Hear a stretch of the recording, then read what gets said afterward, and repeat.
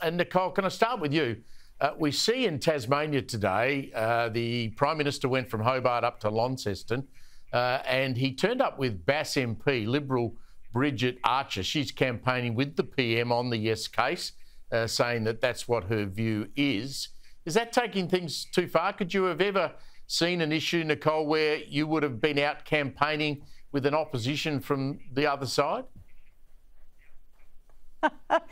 Absolutely not, Steve, because I am a true Liberal, as I think all your viewers at home know. But, Steve, I would put this to the Prime Minister. If he wants to fix the mess that the so-called champion of women, then Prime Minister Julia Gillard created, and the current Prime Minister was part of this government when this happened, if he wants to fix the mess that occurred when they deleted the definition of woman in the Sex Discrimination Act in 2013, I will personally campaign with him to do so.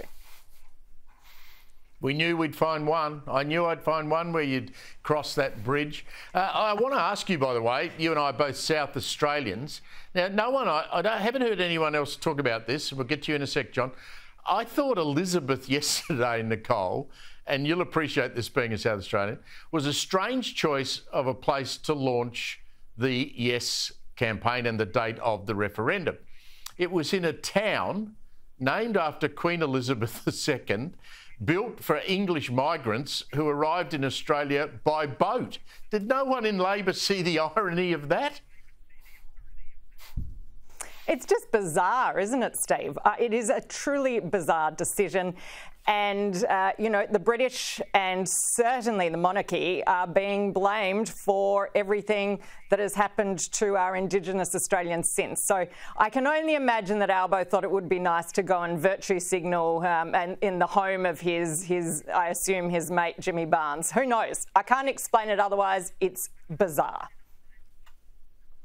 What I wish had happened, Nicole, is rather than all those speeches yesterday, they just got Barnesy up there to play working class man and get on with it rather than all the stuff we saw.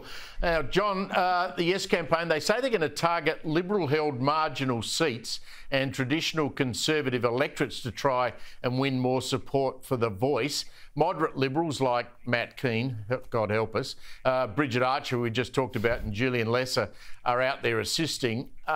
Is that a good strategy for the Yes side? I'm not sure it is, Steve. The polling shows that Liberal voters are more likely to vote no than Labor voters are to vote yes. So I would have thought they might want to focus on their own backyard. But look, the Yes case must see some opportunity or vulnerability there.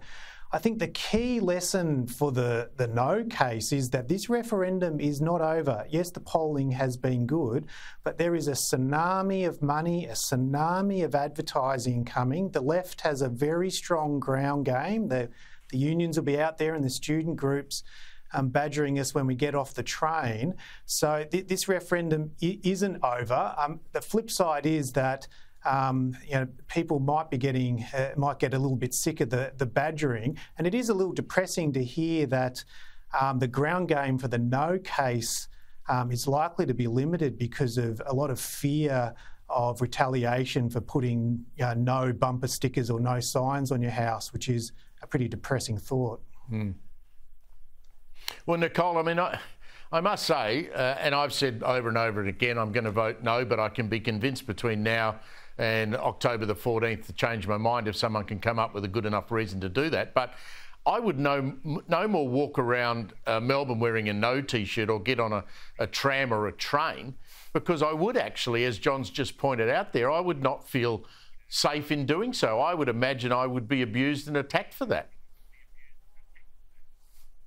You probably would, Steve, and so I can completely understand why people are hesitant to publicly display that they might be voting no. And going back to the start of your segment, Steve, you know, Noel Pearson is now, you know, preaching love and faith and trust. Well, not so many months ago, he was saying some truly appalling things about people like Jacinta Price. So we know that the Yes campaign can be highly aggressive when they want to, and unfortunately, people should be careful.